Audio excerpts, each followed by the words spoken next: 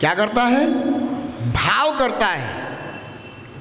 तू राग भाव करे, तू द्वेष भाव करे, तू मोह भाव करे, तू क्रोध भाव करे, इन भावों को तू करता है। पर हां इतना जरूर है, इन भावों को करने में कर्म ही निमित्त कारण होता है। कौन निमित्त कारण होता है? कर्म। और जब ये जीव ये भाव करता है तो द्रव्य कर्म को आने के लिए ये भाव ही क्या हो जाते हैं? निमित्त कारण हो जाते हैं। पर सच बात तो यही है कि जीव अगर अपने भावों में सुधार कर ले तो कर्म अपना पीछा छोड़ देंगे। कर्म आत्मा को हमेशा हमेशा के लिए छोड़ देंगे। हमें सबसे बड़ा जो पुरुषार्थ करना है वो कर्मों पर नहीं करना, भावों पर करना है। और शास्त्रों में यही लिखा रहता है कि कर्मों को नष्ट करो। इन 8 कर्मों ने आत्मा को बहुत दुख दिया है। इन 8 कर्मों के कारण आत्मा परतंत्र हुआ है और अपनी स्वतंत्रता को खो बैठा है। जब तक यह जीवात्मा इन 8 कर्मों का नाश नहीं करेगा तब तक इस जीवात्मा को वह परम स्वतंत्रता प्राप्त नहीं होगी। ये सब कुछ अपन को जिनागम में पढ़ने को मिलता है, परंतु इन 8 कर्मों के नाश का मार्ग क्या है? जब तक मार्ग नहीं मिलेगा तब तक सफलता नहीं मिलेगी। कर्म को अगर तू सोचे कि मैं कर्म को नष्ट कर दूंगा तो कर्म तो तेरे ज्ञान का विषय ही नहीं बन पाता है। कोई नेत्रों से दिखाई तो देता नहीं, कोई ऐसा तो है नहीं कि ये खड़ा है कर्म, हटाओ इसको, ये पड़ी है धूल, सफाई कर दो इसको। भाई कर्म हमारे ज्ञान का विषय नहीं बन पा रहा है कि जिसे हम दूर कर दें। पर इतना जरूर है कि प्रत्येक जीव अपने भावों को जानता है। मैं कौन से भाव कर रहा हूं यह प्रत्येक जीव जान रहा है। इसीलिए प्रभु महावीर ने हम सभी को यह उपदेश किया है कि अपने ज्ञान से अपने भावों को जानकर कौन सा भाव किस कर्म के आश्रव बंध का कारण है ऐसा ज्ञात कर उस भाव को रोकेगा तो वह कर्म का आश्रव बंध स्वयमेव रुक जाएगा। ये मार्ग है। अच्छा एक बात बताना, तुम बाजार जाते हो, कोई भी वस्तु देखते हो, जब भाव बनते हैं तभी तो खरीदते हो।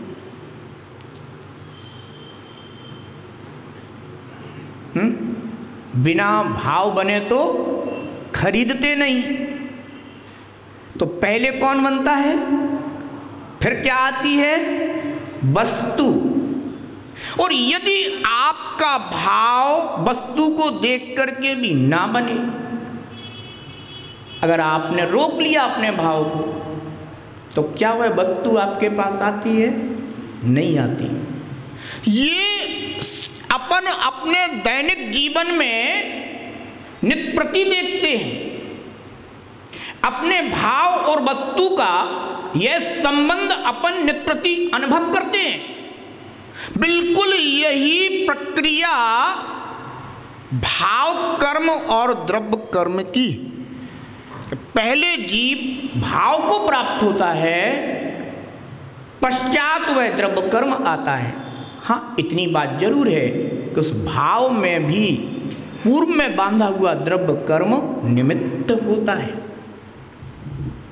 पर वह पूर्व में बांधा हुआ द्रव्य कर्म हमें उस भाव कर्म को प्राप्त कराए ही, ये कोई जरूरी नहीं है। ध्यान रखना, ये कोई जरूरी नहीं है। आपके पास पूर्व से ही मान लो 500 रुपये हैं, अब 500 रुपये से आप शराब की बोतल खरीद भी सकते हैं और नहीं भी खरीद सकते। कोई जरूरी थोड़ी ना है कि वो 500 का नोट तो मैं शराब की बोतल खरीदने के लिए मजबूर ही करे, कोई जरूरी नहीं है। ये तो आपके भावों पर निर्भर करेगा। अगर आपका भाव करेगा कि मैं शराब की बोतल खरीदूं तो जरूर वो निमित्त कारण बन जाएगा। पर आपने अगर अपने भावों को संभाला कि नहीं भैया, मैंने शास्त्र जी का स्वाध्याय किया है, मैंने श्री जिन गुरु के प्रवचन सुने हैं और उन्होंने प्रवचन में बताया है कि शराब पीने से बुद्धि खराब हो जाती है, विवेक नष्ट हो जाता है, धर्म भ्रष्ट हो जाता है, जीवन निकृष्ट हो जाता है, इसलिए मुझे शराब नहीं पीना, मुझे बोतल नहीं खरीदना।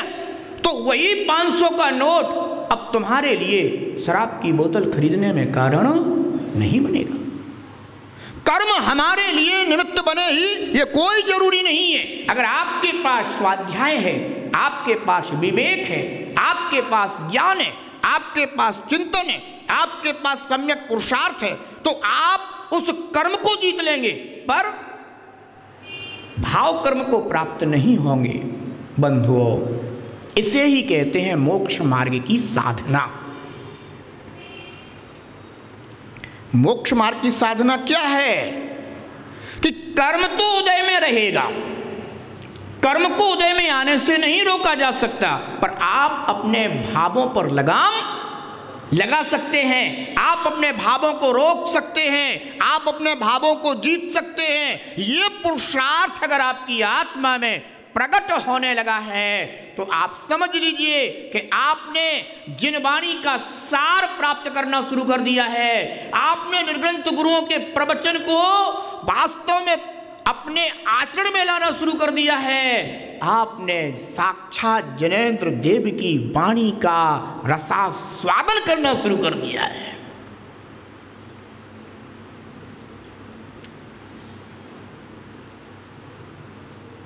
अगर आयु कर्म को जीतना है तो मोहिनीय कर्म को जीतना होगा।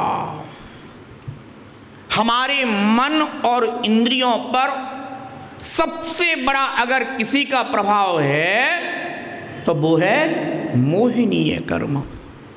मन स्वच्छंद हो रहा है, इंद्रियां स्वच्छंद हो रही हैं। किस कारण? एकमात्र मोहिनीय कर्म के कारण। और मोहिनीय कर्म के साथ फिर ये सारे कर्म अपना प्रभाव भी दिखा देते हैं। और मोहिनीय कर्म को अगर जीतना शुरू कर दें तो सारे कर्म नीरस होने लग जाते हैं। उदय में तो आते हैं, प्रभाव दिखाना भी चाहते हैं, पर करें क्या?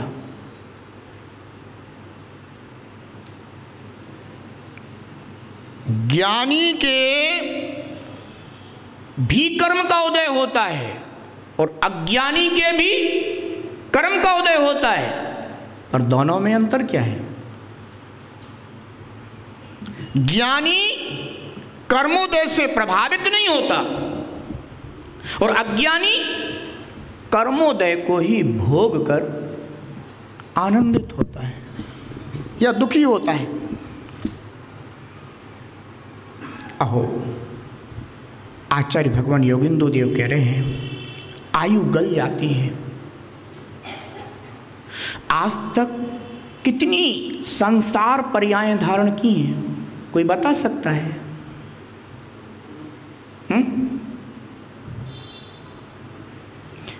यह जीव अनंत पर्याय धारण कर चुका है और ऐसी कोई पर्याय नहीं रही जिसमें उसे आयु कर्म की प्राप्ति ना हुई हो।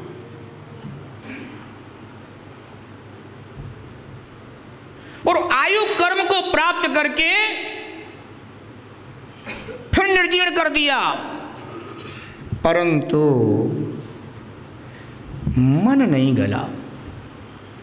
आयु गल गई, मन नहीं गला। मन ये क्या करता है? ये मन अज्ञान दशा में, जीव की अज्ञान दशा में संसार के नाना प्रकार के पदार्थों की इच्छाएं करता रहता है।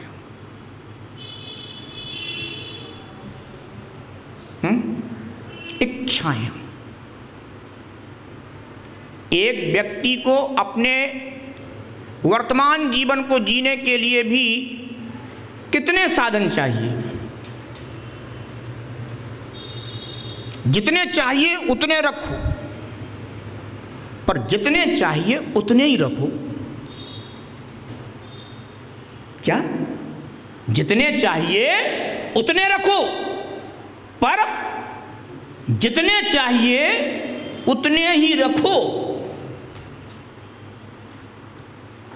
यही कारण है कि भगवान महावीर ने श्रावकों के लिए 12 व्रत बताए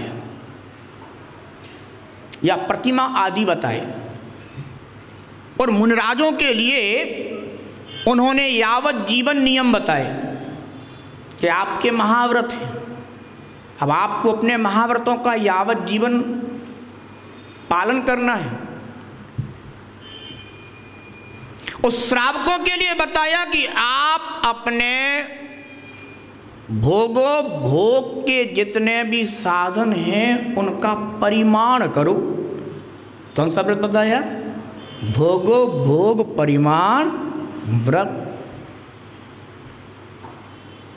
ये जो व्रत प्रभु ने बताए हैं वो इसलिए बताए हैं, उन्होंने ये नहीं कहा कि आप कितना रखो,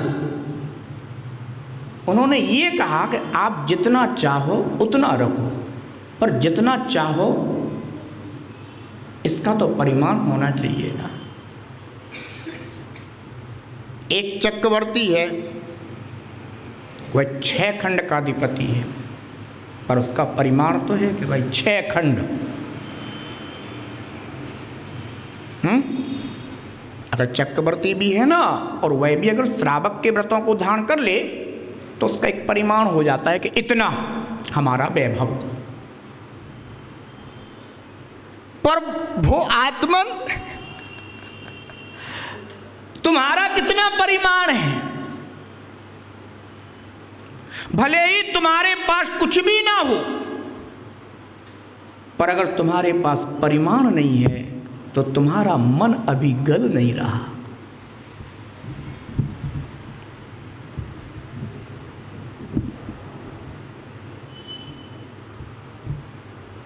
चक्रवर्ती के पास 6 खंड का वैभव भी हो तो भी दुर्गति का कारण नहीं हो सकता। और एक सामान्य व्यक्ति के पास अगर एक सिक्का भी हाथ में दबा हुआ हो ना, तो वह भी उसके लिए दुर्गति का कारण हो सकता है।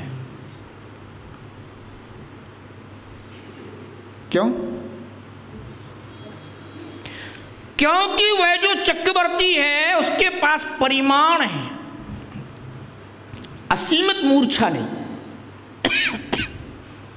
असीमित इच्छा नहीं। और जो वह सामान्य व्यक्ति है, भले ही हाथ में एक सिक्का दबाए हुए है, पर उसके पास मन की असीमितता है। वह सोचता है कि मैं इतना कमाऊंगा, इतना लाऊंगा, इतना अर्जित करूंगा, और पुरुषार्थ करूंगा, मैं और लेकर आऊंगा, मैं और कमाऊंगा, मैं और संग्रह करूंगा, बहुत बड़ा आदमी बनूंगा।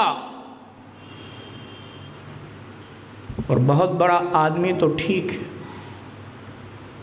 तू मध्यम ही बन जाए इसका भी कोई भरोसा नहीं है।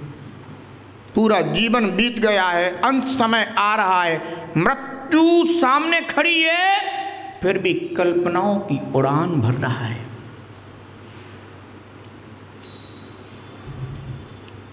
ये थोड़ा सा भी हाथ में पड़ा हुआ परिग्रह उसके लिए दुर्गति का कारण है। और एक व्यक्ति षटखंडाधिपति, बहुत बड़ा आदमी, पर विवेकी, प्रभु महावीर के द्वारा बताए हुए मार्ग का अनुसरण करने वाला, मन को बांधने वाला, मन के द्वारा स्वयं गलत नहीं होता, मन को गलत कर देता है, ऐसा भव्य जीवात्मा दुर्गति का पात्र नहीं हो सकता। आचार्य भगवान योगिंदु देव कह रहे हैं आयु गल जाती है, प्रति समय आयु निकल रही है, घट रही है, और मन हमारा नाना प्रकार की इच्छाओं में विस्तार पा रहा है। वो आत्मन, तेरा मन जो नाना प्रकार की इच्छाओं में विस्तृत हो रहा है, इससे तुझे कर्म बंध हो रहा है।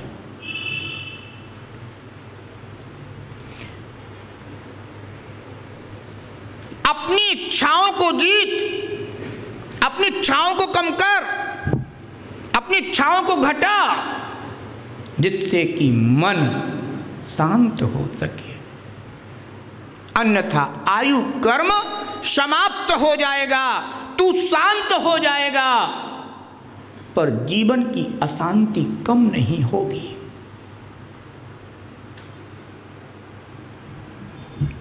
इसलिए आयु गले उसके पहले मन को गला देना, यानी जो असीमित इच्छाएं पैदा हो रही हैं उनको सीमित कर देना, उनको रोक लेना, उनको घटा लेना, उनको कम कर लेना। जितनी जितनी इच्छाएं घटती चली जाएंगी, मन आपका उतना उतना ही शांत होता चला जाएगा। सबसे बड़ी अशांति है जीवन में मन की, और फिर यह जीव मन की अशांति से पीड़ित होता हुआ आशा तृष्णा, अगर आशा तृष्णा और लग जाए ना, तो फिर वह जीव महादुर्गति का पात्र हो जाता है। कहते हैं ना ही आशा गलती है, आयु गल रहा है, आयु कर्म गल रहा है, ना मन गल रहा, ना आशा गल रही, ना तृष्णा गल रही है। और लग रहा है कि जे और हो जाए, अब जे और हो जाए, अब जे और हो जाए।